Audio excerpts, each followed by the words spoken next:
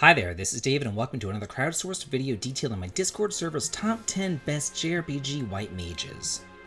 As many of you know, I set up my Discord a few months ago and I thought that it would be fun to get everybody involved in the video making process, and this has really taken off as we had 48 total submissions. However, the server voted and we were able to narrow the list down to a manageable top 10. Please keep in mind that this isn't necessarily my opinion, but the opinion of the best Discord server around. So join and be part of the fun as this series continues throughout the rest of the year. And with that, let's cast some Protect, Shell, and Cure.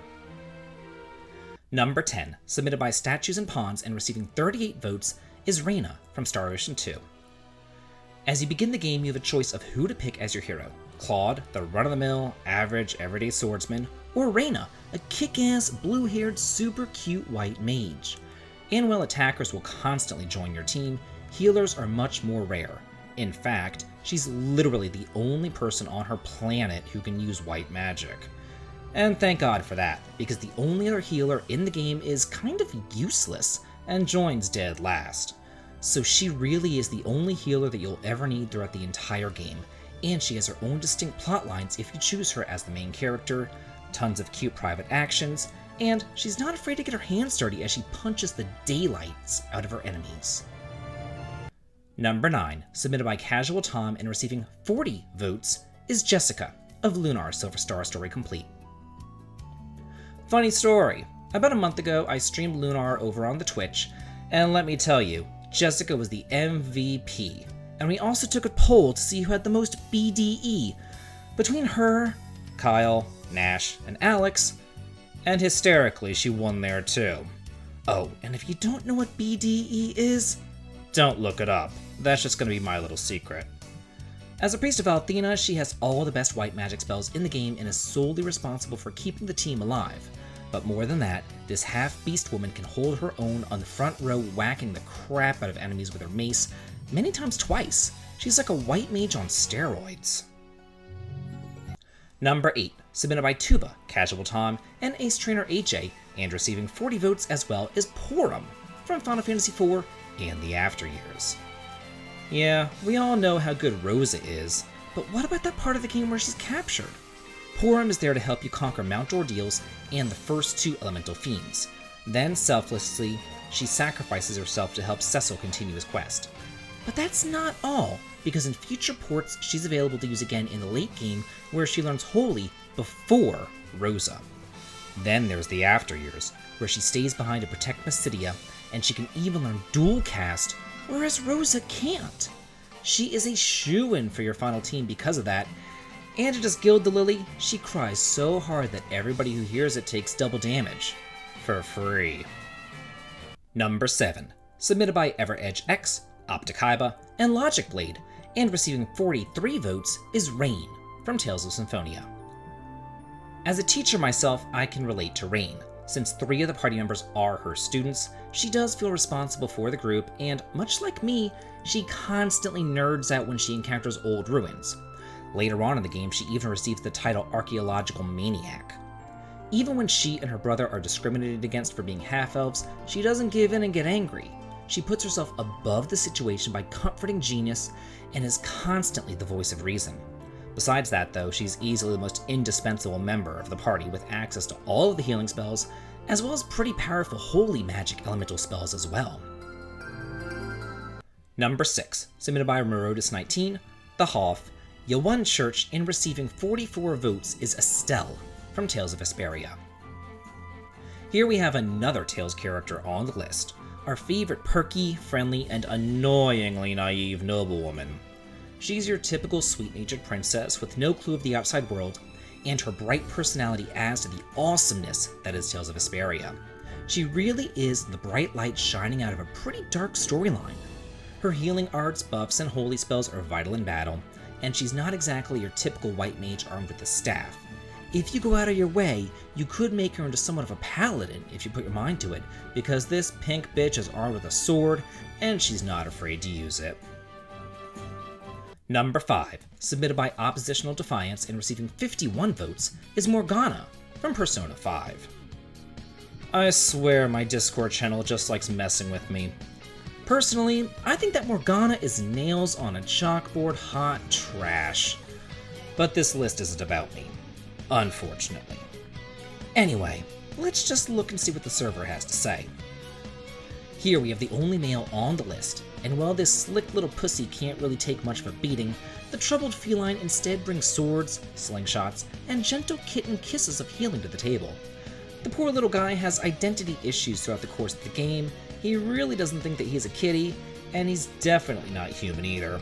So I guess it doesn't help that he gains the ability to transform into a van, so the party can muff dive into him and slip slide away into his hotbox. Number 4, submitted by Alcast and receiving 60 votes, is Eiko from Final Fantasy IX. My favorite Final Fantasy game pulls a reverse on you. At first you think that Garnet is the white mage, I mean she's even wearing the robe at the beginning of the game, but then you realize that she's actually the summoner, where Eiko is the white mage. Instead of having a plethora of eidolons, our spunky little girl has a very focused set of 4, and only 2 of those actually cause damage. Her spells and abilities are support, healing, good old holy, and a double white for her tramps. Character-wise, she is a naive, abandoned child with some attachment issues, but as you get to know her, she quickly shows herself to be one of the most intuitive characters in your party. For a 6-year-old, she packs a whole lot of punch. Number 3, submitted by Elise7271, Game Brothers, and Creole, and receiving 63 votes, is Princess Toadstool from Super Mario RPG. I remember whenever I was a kid, I would always use Princess Toadstool whenever I played Super Mario Bros. 2. She was amazing there, and she's doubly so in her first RPG outing. I mean, who wouldn't want to receive a group hug from the Princess of the Mushroom Kingdom? In addition to being the best healer in the game, she gets status effects and blows bitches up with her bombs. Not only that, but she is a house, too, getting access to the best weapons and armors in the game. Going from Mallow to her makes the second part of the game a cakewalk. I mean, she's the total package, all wrapped up in white gloves, a pretty dress, and a crown. Number 2, submitted by Lock of My Heart and receiving 77 votes, is Yuna from Final Fantasy X. Yuna continues the trend started in the previous game of white mages also being summoners. I mean, I guess it is kind of overkill for black mages like Rydia to also have access to summons.